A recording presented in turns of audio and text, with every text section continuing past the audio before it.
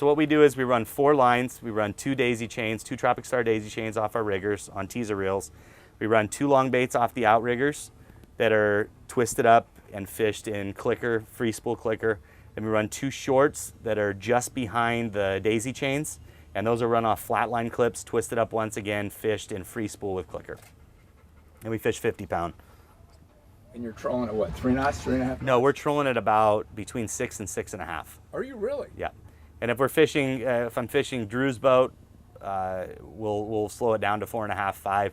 It has a lot to do with the boat you're fishing, but on my small boat, we fish about 6, 6.5 knots. That's one of the biggest complaints that people had is, oh, we have to slow down. We like to pull our jigs fast. Well, most people are pulling their jigs 6.5, 7 knots, so you're losing a half a knot. But on a bigger boat, you're slowing it down because of the... It matters what boat you're on. So the deal is when they come in and eat the bait, I kind of learned this technique also when we were fishing the Great Barrier Reef in Australia, fishing dead baits, in that the guys, they'll have a fish come up in the spread, fish eats the bait, they take the boat out of gear and start slowly backing up on the fish before they come tight on the circle hook. Their hookup ratios are awesome because you're not pulling forward.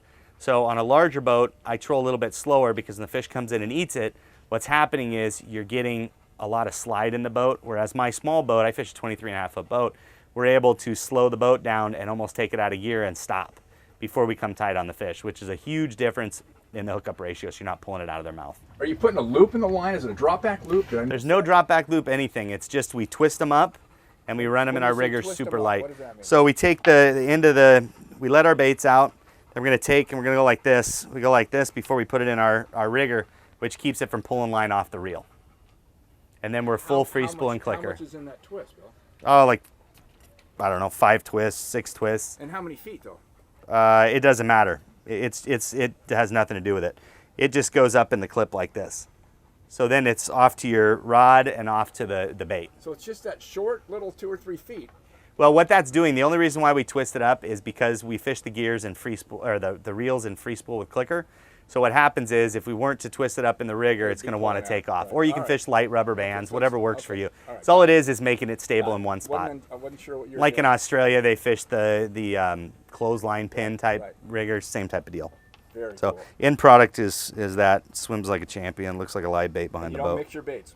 We don't mix anything. A lot of people that we've told to do this, they want to come out and fish half ballyhoo and half jigs. And what happens is when a marlin is in the spread, it will 99% of the time in what we're fishing comes up on the teaser and then it'll drop back and eat a bait.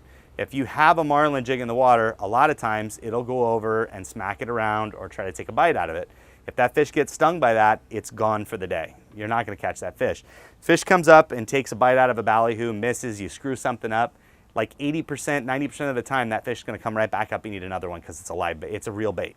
He's tasting it. Right, he's going to keep coming back and eating every single one. Like when we were first learning how to do this, we would have bites to where the same fish would come in and bite all 4 of them. We'd screw up all 4 of them before the fish would swim away to learn how to do this, but it would continue to bite, unlike a jig. The other thing that's a big difference is we are, with my team on my boat, we are almost 100% on every fish that comes in the spread, that it eats the bait, we hook the fish, we catch the fish. And I think that's the whole package together is the circle hook, the ballyhoo, you know, the limer fishing, the whole shebang. But one of the biggest things that people don't understand is when a fish comes up on a ballyhoo, it doesn't hit it like a jig. It knows it's a real bait. It just inhales it. It doesn't do anything. It doesn't smack it around. It doesn't do anything that it would do with a jig. It comes straight in and inhales the bait. That's it. Just like if you had a drop back there. Very cool.